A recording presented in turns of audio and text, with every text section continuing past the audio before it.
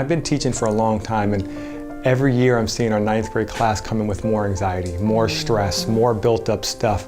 So there's an even deeper reason for us to actually engage in mindfulness, but the resistance is harder because we're so used to not being, and because it's very painful for a lot of our students, and even for a lot of our staff to just be. We're used to going. We started this grant thinking about working on our own ideas around mindfulness, thinking about how do we do mindfulness on a day-to-day basis, and then also thinking about how do our students do mindfulness, and thinking about trying to get a core group of students leading mindfulness in our classrooms.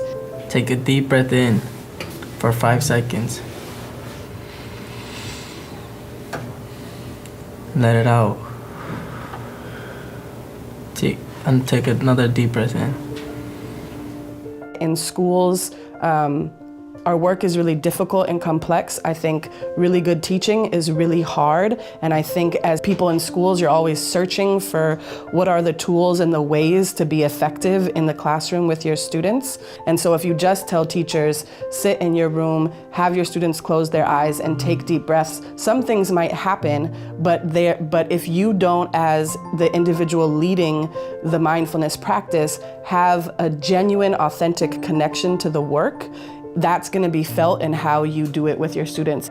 So we've been holding it for less than a minute, right? Does anybody feel any different sensation in their hand and their arm and the weight of holding this than they did when you first picked it up?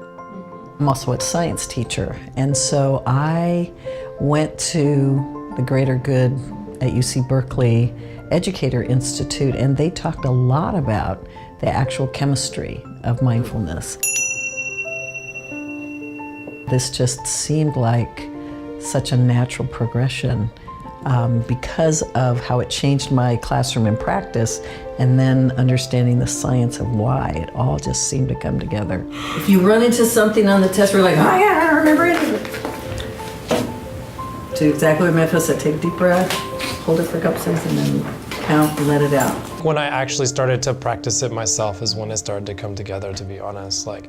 Because at first it was like a tool, like just a straight up like, okay, this is the hammer, you kids are the nail. I'm gonna get you guys to be calm so we can learn. When I started to practice it myself and I just modeled it and I did it for myself, and then the students started to oh, well, if he's doing it, maybe I should do it too. And then, do I have 100% of the class following all the time? No. But do I have the majority of them and the rest of them being respectful? Yes.